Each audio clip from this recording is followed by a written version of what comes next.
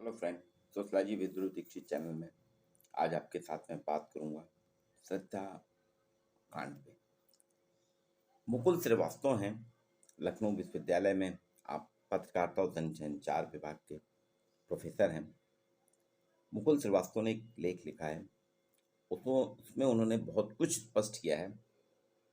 श्रद्धा कांड भारत के लिए शर्मनाक है, लज्जाजनक है, लेकिन उस कांड में एक महत्वपूर्ण पहलू पे उन्होंने इंगित किया कि टेक्नोलॉजी असल में उसकी विलेन।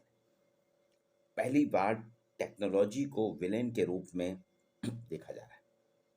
बात सही है मुकुल श्रीवास्तव जी की। आप पत्रकारिता जनसंचार विभाग लखनऊ विश्वविद्यालय के प्रोफेसर हैं, काफ़ी कुछ आपने अध्ययन किया और सहारा समाचार पत्र में लेख लिखा है। उसमें उन्होंने इंगित किया, वो बताते हैं अगर उसको हम देखें तो वास्तव में आज हम टेक्नोलॉजी युग में जी रहे हैं। 21वीं सदी है। 2000 के बाद का ये जो 22 साल हैं, ये पूरी तरह से टेक्नोलॉजी मय हो गए। हर किसी के पास टेक्नोलॉजी के रूप में मोबाइल फ़ोन है, स्मार्टफोन है, टीवी है, और हमारे सारे काम कोरोना के बाद तो टेक्नोलॉजी ऐप के बेस्ड हो गए। मुकुल श्रीवास्तव कहते हैं श्रद्धाकांड जो हुआ, हत्याकांड श्रद्धा का 35 टुकड़े किए गए, वो महिलाओं के प्रति होने वाला भीभत्स अपराध तो माना जाएगा, लेकिन इसकी समाजशास्त्री विवेचना में अगर हम देखें तो इस हत्याकांड में तकनीक का जो हस्तक्षेप हुआ है, तकनीक जो है, टेक्नोलॉजी का इंटरफेरेंस जो हुआ है, उसको आप नज़रअंदाज नहीं कर सकते। समाजशास्त्री दृष्टिकोण से मैं आज इस पक्ष पर बात करूंगा। अभी तक मैंने इस पर चर्चा नहीं की थी, आज पहली बार कर रहा हूँ। तो आप देखें, हत्याकांड तो बहुत होते हैं और देखा जाए तो आप उसमें कहीं ना कहीं किसी न किसी तरह से दोनों पक्ष जिम्मेदार होते हैं। लेकिन आज जो भारत में हत्याकांड हो रहे हैं, खाली दिल्ली नहीं, अभी 2 दिन पहले जौनपुर में भी ऐसे हुआ है। लड़के ने पेंशन नहीं दी पिताजी ने, तो अपने माँ के साथ मिलकर अपने पिताजी का नृशंस हत्या कर दी। एक मेखला रिसोर्ट है, उसमें एक था, नासिक का लड़का था, वो भी एक लड़की से उसने दोस्ती करी और फिर उसने उसके फ़ोन में 3-4 लड़कों के नंबर देखे, तो उसको जघन्य हत्या करके उसका वीडियो बना के वायरल किया और फरार हो गया था। इन तीनों हत्याकांडों में अगर हम देखें तो इसमें अगर हम देखें, आज हम समाजशास्त्री और जो अपराध शास्त्री हैं, क्रिमिनोलॉजिस्ट हैं और सोशलॉजिस्ट, इनको कहीं ना कहीं अपने समाजशास्त्री नज़रिए में टेक्नोलॉजी को भी लाना पड़ेगा। सामाजिक परिवर्तन का एक कारण टेक्नोलॉजी होता है। समाजशास्त्र में सामाजिक परिवर्तन का सिद्धांत बहुत पहले से हम लोग पढ़ते आ रहे हैं, पढ़ाते आ रहे हैं। तो ऐप जो है, आप देखिए, आज जब से मोबाइल फ़ोन आया है, स्मार्टफोन आया है, टीवी आया है, तो ऐप आने लगे। एक मोबाइल एप्लीकेशंस है जो एक टेक्नोलॉजी है, यांत्रिक चीज़ है, जिसके माध्यम से मोबाइल फ़ोन में आपको किसी वेबसाइट को खोलने की ज़रूरत नहीं पड़ती। आज हर किसी के मोबाइल फ़ोन में, स्मार्टफोन में वो ऐप रहते हैं। कहा जाता है कि आप इस ऐप को डाउनलोड कर लिए, इसके बाद आपको सारी एप्लीकेशन नहीं खोलना पड़ेगी, उस ऐप को ही क्लिक करते सारी जानकारी, सूचनाएं आपको मिल जाएंगी। अगर हम देखें अभी हाल के कुछ 15 दिनों के हत्याकांडों पे अगर हम नज़र डालें, इन सभी हत्याकांडों में अगर हम ध्यान दें तो समाज को अब हमको देखना पड़ेगा, समाज ऐप समाज के रूप में याद किया जाएगा, क्योंकि लोग और लोकाचार सबसे ज़्यादा ऐप को प्रभावित कर रहा है। हम हर चीज़ की मदद के लिए ऐप की तलाश कर रहे हैं। कोरोना काल से कुछ ज़्यादा ही हो गया। जीवन की ज़रूरी आवश्यकताओं के लिए तो ऐप ठीक था कि आपने सर्च किया, ऐप अपने डाउनलोड कर लिया, रिलायंस का ऐप हो गया, टाटा का ऐप हो गया, बिग बाज़ार का ऐप हो गया, तो आपने उस ऐप में क्लिक करा और अपना जो आपको जानकारी चाहिए वो आपको मिल जाती है और फिर आपने उसकी डिमांड कर लिया, आपके घर पहुंच जाता था। लेकिन जरूरी आवश्यक जीवन की आवश्यकताओं के साथ साथ ऐप अब जीवन साथी के चुनाव और दोस्ती जैसे भावनात्मक और निहायत व्यक्तिगत जरूरतों के लिए भी डेटिंग ऐप दे रहा है। टेक्नोलॉजी है, टेक्नोलॉजी हर क्षेत्र में जाती है। इसलिए कहा है कि ये जितने हत्याकांड हुए हैं, श्रद्धा का हत्याकांड हुआ है और उसके अलावा जौनपुर के 2-3 हत्याकांड हुए हैं, जो जिनकी बात की मैंने कि माँ और बेटे ने अपने पिताजी की हत्या कर दी। एक लड़के ने लिव इन रिलेशनशिप रहते हुए उसमें बाद में देखा लड़की कईयों के संबंध में फ़ोन पे, तो उसने उसकी हत्या कर दी, उसका वीडियो तक वायरल किया और ऐप के उसके टेक्नोलॉजी ने ही उसको पकड़वाया भी। तो ये जो है तकनीक का खतरनाक खेल है। इसलिए तकनीक को मुकुल श्रीवास्तव ने विलेन कहा है। यहाँ हर चीज में ऐप देखा जा रहा है। दुनिया भर में डेटिंग के निर्माताओं की निगाह में आज भारत एक पसंदीदा जगह बना है। जीवन साथी का चुनाव भी हम ऐप से कर रहे हैं। दोस्ती की भावनात्मक और निहायत व्यक्तिगत जरूरतें भी हम ऐप के माध्यम से पूरी कर रहे हैं। ये ग्लोबलाइजेशन का दौर है। इसमें बड़े पैमाने पे विस्थापन हुआ और रोजगार की संभावनाएं बढ़ी हैं। ग्लोबलाइजेशन जैसे जैसे बढ़ता गया उसके साथ साथ क्या विस्थापन होने लगा और रोजगार की संभावनाएं बड़े शहरों में ज़्यादा बढ़ी हैं। गांव के लोग शहर आने लगे, छोटे शहर के लोग बड़े शहर आने लगे जिन्हें वो शादी के अंजाम तक पहुंचा सके। एक भावनात्मक संबंध है तो यहाँ बड़े बड़े शहर में आते हैं। तो जो भावनात्मक रूप से कटे रहते हैं वो ऐसे रिश्ते पाने के लिए, भावनात्मक रूप संबल पाने के लिए, ऐसे रिश्ते जिन्हें वो शादी के अंजाम तक पहुंचा सकें, उनको डेटिंग ऐप का सहारा लेना पड़ता है क्योंकि उनको उतनी जानकारी नहीं रहती। भावनात्मक संबंधों के लिए वो डेटिंग ऐप का सहारा ले रहे हैं। भारत में अगर हम देखें, दिल्ली, मुंबई, बेंगलोर, कलकत्ता, अहमदाबाद, पुणे, भुवनेश्वर, इन शहरों में बहुत ज़्यादा विस्थापन हो रहा है। गांव और छोटे छोटे मझोले शहरों के लोग आ रहे हैं। इसके बाद बी टियर के शहर आते हैं, जबलपुर, इंदौर, भोपाल, भुवनेश्वर, लखनऊ, ये आगरा, इन सारे शहरों में भी आप देखिए जनता का आना जाना हो रहा है। अब यहाँ जो आते हैं बाहर के लोग, तो इनको अपने जीवन की आवश्यकताओं के लिए, व्यक्तिगत शारीरिक जरूरतों की पूर्ति के लिए लोगों से संबंध नहीं होते, तो वो क्या करते हैं, डेटिंग ऐप का सहारा लेते हैं। स्टैटिस्टिका सर्वे कंपनी कहती है उसने इंटरनेट पे जितने लोग एक्टिव हैं उनमें से 3% फिलहाल ऑनलाइन डेटिंग एप्स या साइट का इस्तेमाल कर रहे हैं। 2025 तक इनकी संख्या वो कह रही है 4.3% हो जाएगी। वर्तमान में भारत में ऑनलाइन डेटिंग सेगमेंट में 53.6 करोड़ का कारोबार हो रहा है। देखिए 53.6 करोड़ का ऑनलाइन डेटिंग का कारोबार है। यह कारोबार 17.61% की दर से सालाना बढ़ रहा है। हर साल 17.5 करोड़ रुपए का बढ़ जाता है, 17.5%। आंकड़ों में भारत में डेटिंग ऐप के भविष्य का अंदाजा आप लगा सकते हैं कि कितनी तेजी से बढ़ रहा है। कि आप बताइए, 53.6 करोड़ डॉलर का कारोबार है। छोटा मोटा कारोबार नहीं है, बहुत बड़ा कारोबार है। तो व्यापारियों के लिए तो चांदी ही चांदी है। डेटिंग ऐप के साथ सामाजिक स्वीकृति अगर हम देखें, इसमें किसी प्रकार की सोशल सेंक्शन नहीं होती, सामाजिक स्वीकृति नहीं रहती। डेटिंग ऐप से पहले संबंध जो होते थे हमारे यहाँ, ऐसा नहीं कि संबंध नहीं होते थे, पहले भी संबंध होते थे यूथ में।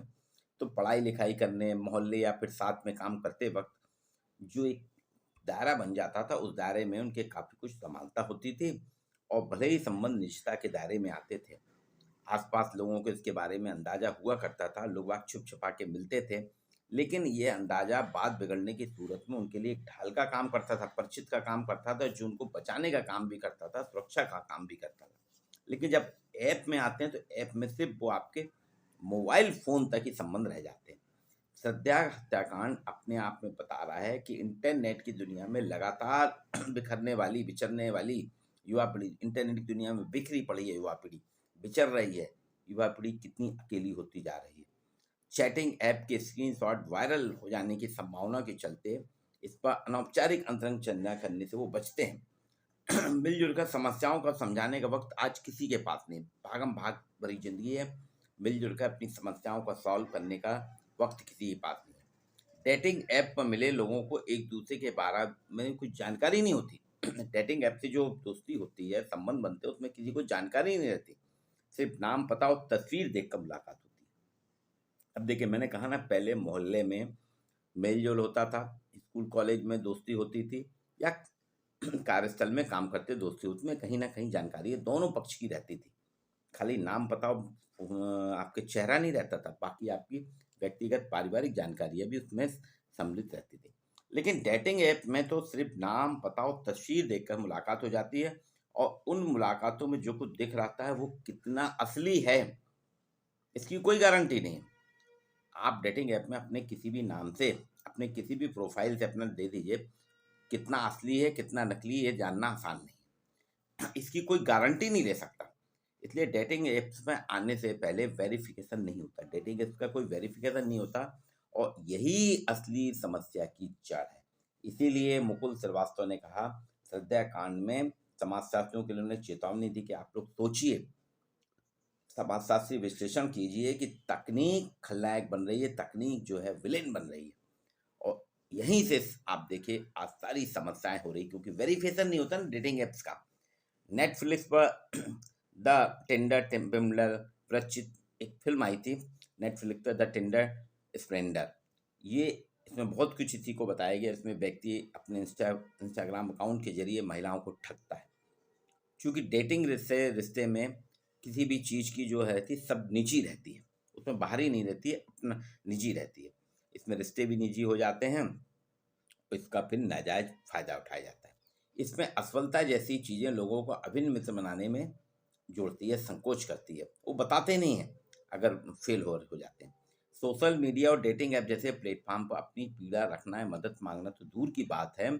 ऐसे में किसी भी व्यक्ति जो रिश्ते में ईमानदार नहीं है या माया जाल चलता है, उसकी वास्तविकता कभी सामने नहीं आ पाती, क्योंकि हम उसको डिटेल में बताते नहीं, हमारी जानकारी नहीं रहती है। पुलिस भी यहाँ पे निष्क्रिय हो जाती है। देखा जाए तो Truly, Madly, you, Tinder, I Crush Plus, Aisle, Madison, Bumble, ये डेटिंग ऐप जो हैं बहुत चल रहे हैं इंडिया में, बहुत लोकप्रिय हैं। इनमें एस्ले मेडिसन जैसा ऐप तो किसी भी तरह की मान्यताओं को मानता ही नहीं है, सामाजिक मान्यताओं को मानते नहीं है। आप विवाहित हो, अविवाहित हो, अगर आप ऑनलाइन किसी तरह के संबंध की तलाश में है, तो यह आपको भुगतान लेकर संबंध बनाने के लिए प्रेरित करता है, मोटिवेट करता है। तो आप देखेंगे एस्ले मेडिशन इसलिए भारत में बहुत ज़्यादा चल रहा हो। मैंने पहले ही बताया कि भारत में 53.6 करोड़ डॉलर का कारोबार है, छोटा मोटा नहीं है। इसलिए डेटिंग ऐप बहुत ज़्यादा आ रहे हैं, आपके हर मोबाइल फ़ोन में आते हैं। आप क्लिक करेंगे, आप डाउनलोड करेंगे, उसके बाद आप उसके मायाजाल में फंसते जाएंगे। ये डेटिंग ऐप का कल्चर जो है, शुरुआत हुई थी इसकी मेट्रो सिटी से, दिल्ली, कलकत्ता, मुंबई, बेंगलोर, पुणे से। लेकिन अब धीरे धीरे बड़े शहरों से बढ़ के धीरे धीरे भारत में जैसे जैसे स्मार्टफोन का विस्तार होता जा रहा है, इंटरनेट की सीमाएं हर जगह पहुंच रही हैं, तो छोटे बी कैटेगरी के जो शहर हैं उनमें भी पहुंच गया है। बी कैटेगरी के शहर मेट्रो शहर के बाद के शहर हैं, जिसमें आपका आता है जबलपुर, इंदौर, भोपाल, लखनऊ, आगरा, विशाखापत्तनम, रांची, बड़ौदा। ये सारी बी कैटेगरी के शहर हैं। बड़ौदा तो मेट्रो सिटीज में आ गया, लेकिन अभी बी कैटेगरी में ऐसे कई शहर आते जा रहे हैं, जहाँ पर डेटिंग संस्कृति जो है, जैसे जैसे इंटरनेट का ज़माना बढ़ता जा रहा है, स्मार्टफोन की उपयोगिता बढ़ती जा रही है, डेटिंग संस्कृति भी सामान्य होती जा रही है। और जैसे जैसे सामान्य होती जा रही है, भारत में इस प्रकार की समस्याएं भी बढ़ती जा रही हैं, जिसमें सेक्सुअल कल्चर को बढ़ावा देना शामिल है। हमारे यहाँ सेक्स जो कि गोपनीय रखा जाता, सार्वजनिक नहीं था, लेकिन डेटिंग ऐप के आने से, टेक्नोलॉजी के आने से भारत में सेक्सुअल कल्चर जो है सामान्य बात हो गई है। अब वो गोपनीय नहीं रहा।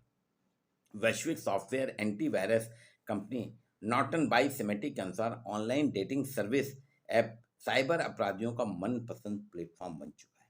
जो साइबर अपराधी हैं वो उसमें बहुत एक्सपर्ट हो गए हैं। भारत में लगभग 38% उपभोक्ताओं का कहना है कि ऑनलाइन डेटिंग ऐप्स का वो प्रयोग करते हैं। देखिए, मैंने कहा था ना 38% का आंकड़ा है।